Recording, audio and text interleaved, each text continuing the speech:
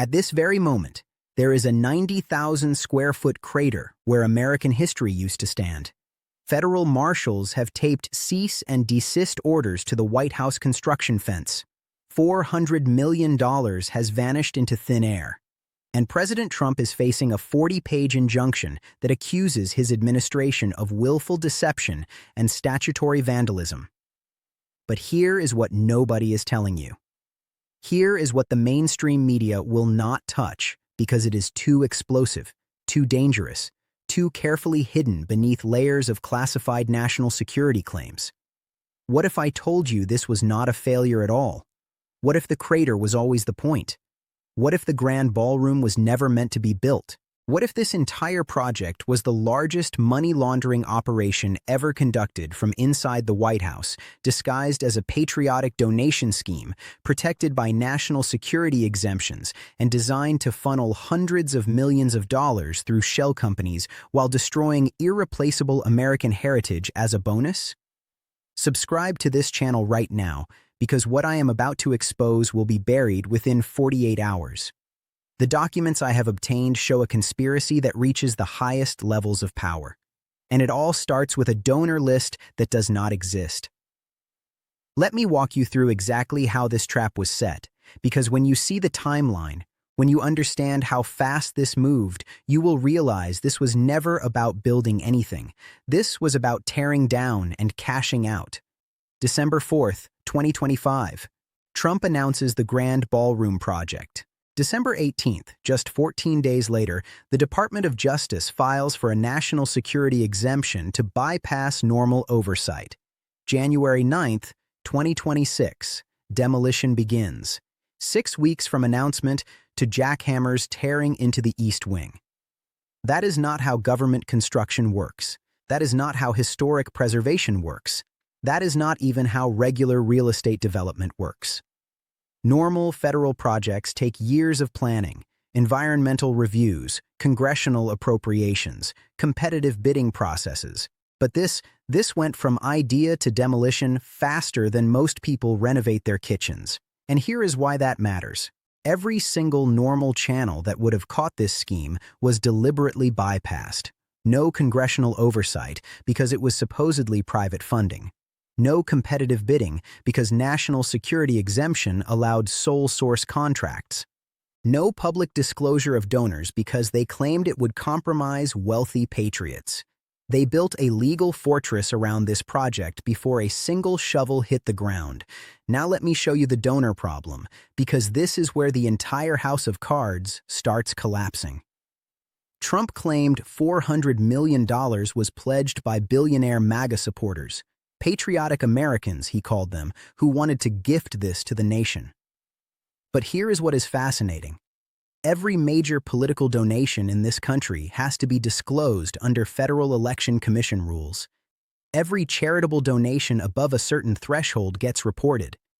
Every foundation, every PIAC, every nonprofit, they all leave paper trails. So where is the list? Who are these generous billionaires? The White House has refused to name a single donor, not one. And when Judge Lane demanded the commitment letters, the donor agreements, any documentation proving this money actually existed, the administration claimed that releasing those names would violate national security. Think about that for a moment. Donor names are now classified information.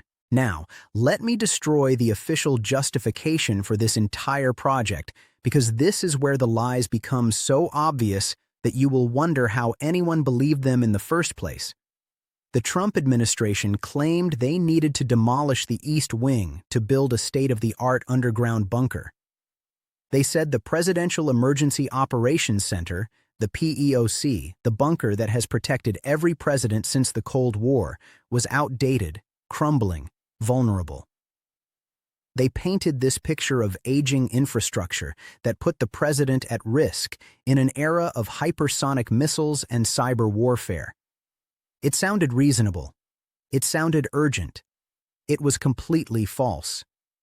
I obtained documents through Freedom of Information Act requests that show the PEOC underwent a massive $150 million upgrade between 2019 and 2022. $150 million. That is not routine maintenance. That is a complete overhaul. The bunker was fitted with the most advanced communication systems available, reinforced against electromagnetic pulse attacks, upgraded air filtration to handle chemical and biological threats. And according to Pentagon assessments that I have reviewed, that bunker is rated operational until 2045, 20 years from now. So why would you tear it down and build a new one? But here is where it gets really strange. The geological surveys that were filed with the DC Permit Office, they show the excavation for this project went 120 feet deep. 120 feet. For context, the current PEOC is 60 feet underground. Cheyenne Mountain, the facility that was built to survive a nuclear war, that is only 100 feet deep. So what requires 120 feet of depth? I spoke with a structural engineer who reviewed the excavation plans. He agreed to talk only on condition of anonymity because he fears retaliation. His exact words were, "This was not bunker construction. A bunker needs reinforced concrete walls, blast doors, ventilation systems. What they excavated, based on the volume of soil removed and the dimensions of the hole, this was designed to be a vault."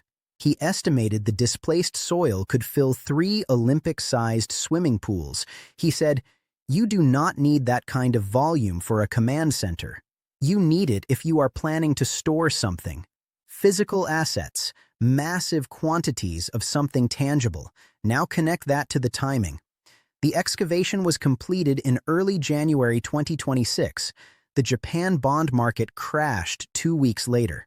Trump has been obsessed with gold, with tangible assets, with protecting wealth from financial system collapse. Were they building a vault to store physical assets when the global financial system that Trump himself was destabilizing finally fell apart?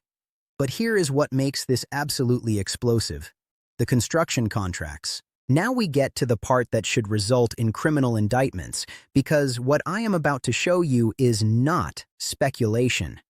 This is documented financial fraud hiding in plain sight. Judge Richard Leon has demanded that the White House produce all donor commitment documents by this Wednesday. Every pledge letter, every signed agreement, every piece of paper showing that $400 million was actually promised by actual people. The White House response has been stunning. They are claiming donor privacy protections under national security classification. Let me repeat that. They are arguing that the names of people who supposedly donated to build a ballroom are now classified information that cannot be disclosed because it would threaten national security. In the entire history of the United States, donor disclosure has never been classified. Never. Not for presidential libraries, not for monuments, not for anything. But suddenly, for this project, the donor list is a state secret. So I started digging. I cross-referenced every major MAGA-affiliated billionaire donor, every person who has given big money to Trump causes over the last 5 years. The Koch network, the Adelson family, the Mercer family, Peter Thiel, Elon Musk when he was still friendly. I looked at their charitable giving patterns, their foundation disbursements, their publicly reported donations for 2024 and 2025. And here is what I found. Nothing. No unusual large transfers. No new commitments to White House-related projects. No activity that would suggest $400 million flowing anywhere near this ballroom project.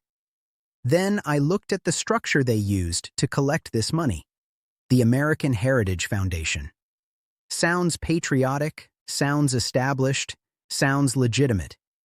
Except the American Heritage Foundation was incorporated in December of 2025, 1 month before the Grand Ballroom was announced.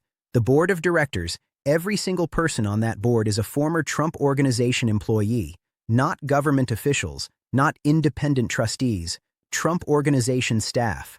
And here is the kicker. The American Heritage Foundation was dissolved in February 2026. Right after Judge Leon issued his injunction demanding financial records. The foundation existed for exactly 10 weeks. Now, I obtained bank records through a whistleblower who worked inside this operation. This person is risking everything to get this information out, and their identity is being protected. But the documents they provided are devastating. The American Heritage Foundation received $47 million, not $400 million. $47 million.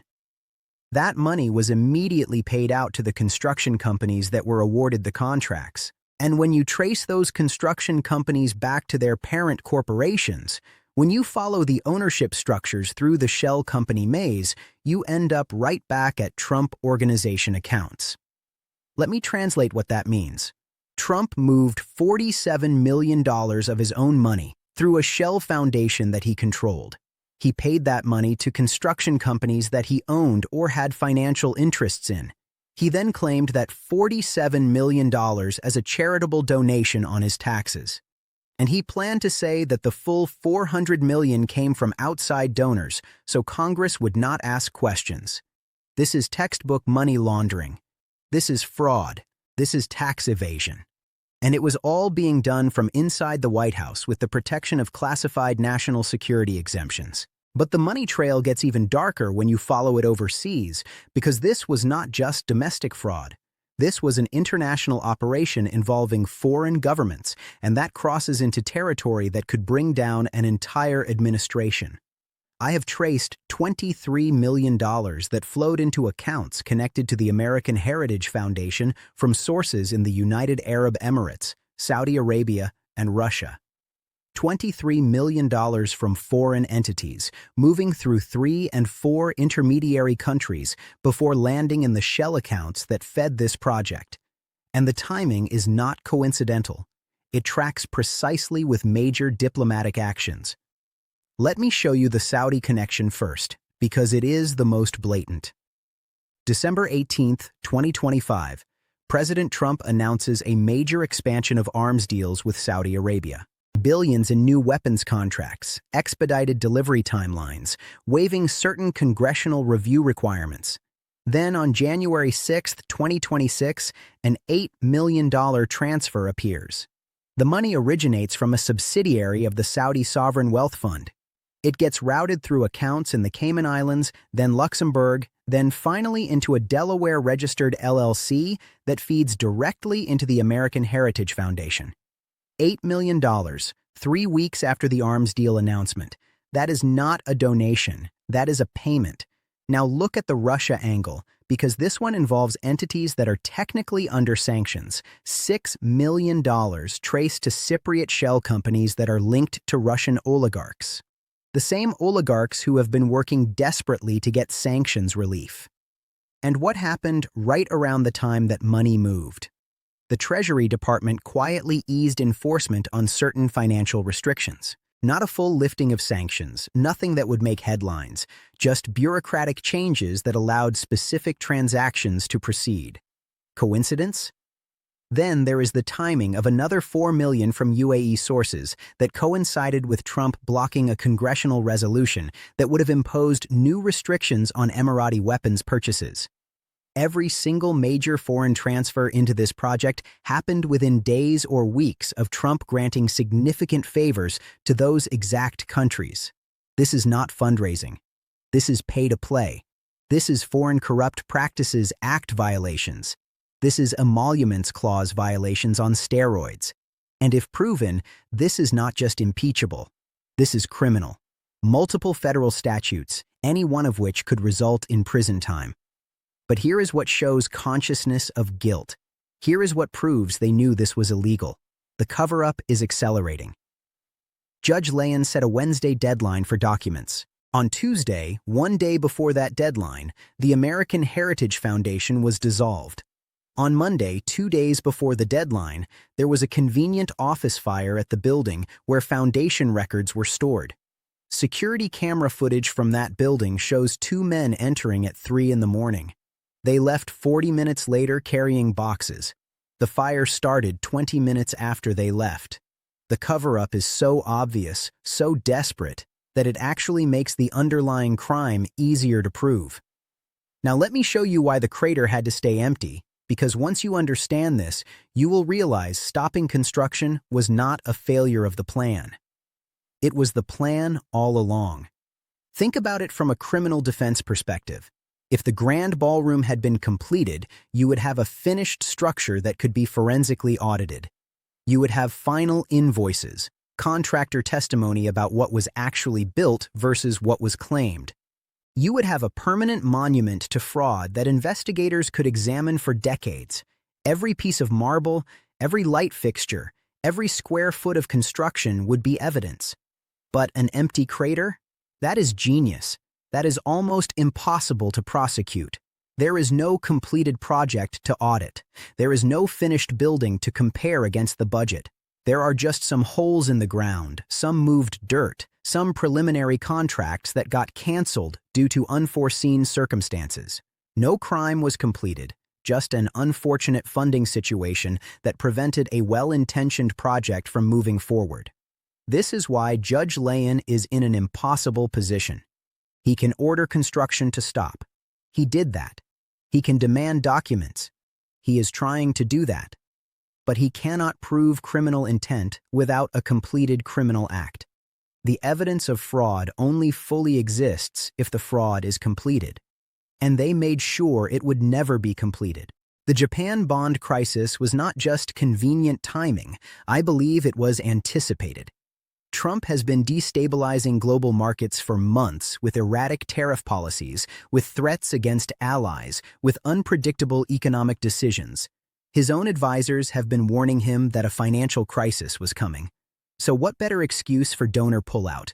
What better cover story than to say, we wanted to build this beautiful ballroom, we had the donors lined up, but then the global economy collapsed and everyone got scared and pulled their money? Perfect plausible deniability. No one can prove the $400 million never existed if you can blame a market crash for why it disappeared. But here is what they did not anticipate. They did not expect Judge Leyen to demand immediate documentation. They did not expect a whistleblower to keep copies of everything before the shredding started. They did not expect international banking regulators to start tracing the foreign money flows. And they definitely did not expect that the FBI was already running a parallel investigation into Trump Organization financial schemes that intersected with this exact foundation. Because here is what I can now report exclusively. A federal grand jury has been impaneled. It has been kept completely quiet, no media coverage, but it exists. Subpoenas have been issued to 17 individuals connected to this project, and 3 Trump Organization executives have already refused to testify, invoking their Fifth Amendment rights against self-incrimination. You only take the fifth if answering questions would implicate you in a crime. And here is the bombshell. One of those executives has decided to cooperate. So what happens next? Let me walk you through the cascade of consequences that are about to hit, because we are not talking about a political scandal that fades after a news cycle. We are talking about potential criminal prosecution of a sitting president and everyone around him. On the legal front, the exposure is massive.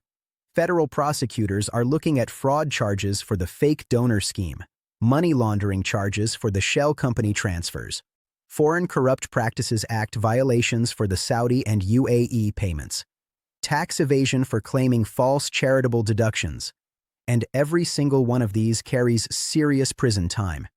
This is not civil penalties. This is not fines. This is orange jumpsuit territory. The political damage is already accelerating beyond control. The phrase demolition in chief is not just trending on social media anymore. It is appearing in campaign ads in every swing state. That image of the crater, that massive hole where American history used to stand, it is the perfect visual metaphor. And even Republican senators are starting to break ranks. I have spoken to 3 GOP senators off the record, and all 3 used almost identical language.